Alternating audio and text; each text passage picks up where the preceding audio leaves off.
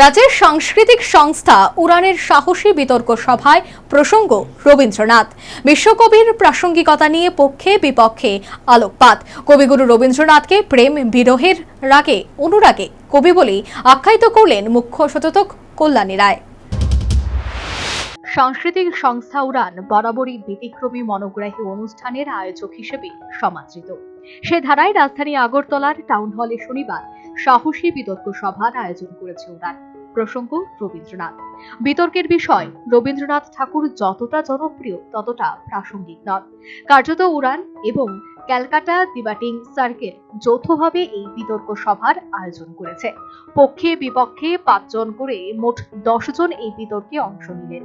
এক্ষেত্রে পক্ষে মতামত প্রকাশ করেন ঈপ্সিতা ঘোষ, শুভ্রজিৎ ভট্টাচার্য, অশোক দেব, অর্কপ্রভ সরকার এবং জহর সরকার। বিপক্ষে মতামত প্রকাশ করেন ডক্টর বিদ্যুৎ চক্রবর্তী, সানির দেবরায়, নন্দিনী ভট্টাচার্য, দেবারতী মুখোপাধ্যায় এবং ডক্টর তমজয় ব্রহ্ম। অন্যান্য বিশিষ্টদের পাশাপাশি বিতর্ক সভায় অতিথি হিসেবে উপস্থিত ছিলেন রাজ্য বিধানসভার মুখ্য সচেতক কল্যাণী রায়। সব বিতর্কের ঊর্ধ্বে উঠে রবীন্দ্রনাথ ঠাকুরকে প্রেম বিরহের রাগে অনুরাগে কবি বলে আখ্যায়িত করলেন মুখ্য সচেতক কল্যাণী রায়।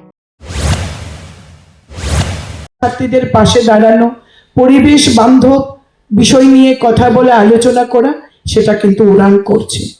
উড়ানের উত্তরোত্তর শ্রীবৃদ্ধি আমি কামনা করছি। আজকের যে বিষয়, রবীন্দ্রনাথ জনপ্রিয়, এতটা জনপ্রিয় নয়, বা ঠাকুর যতটা জনপ্রিয় ততটা প্রাসঙ্গিক নয়। আমি এই বিষয়ে যাব না, কারণ এই বিষয়ে আজকে খুব গুণীজনেরা আলোচনা রাখবেন। আমরা বরং আলোচনায় সমৃদ্ধ হব। রবীন্দ্রনাথ ঠাকুর বলতে আমার কাছে মনে হয় প্রেমের একজন কবি, বিরহের একজন কবি, রাগে অনুরাগে অভিমানে প্রকৃতি পূজায় সব জায়গায় যেন রবীন্দ্রনাথ।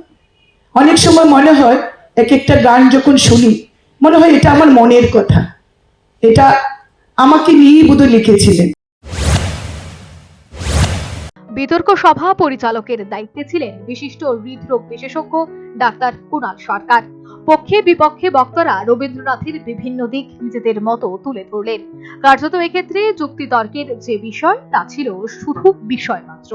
সর্বোপরি এই বিতর্ক সভার প্রত্যক্ষে পরোক্ষে সবার মুখে ছিল রবীন্দ্র জয়গান। Bureau report, news vanguard.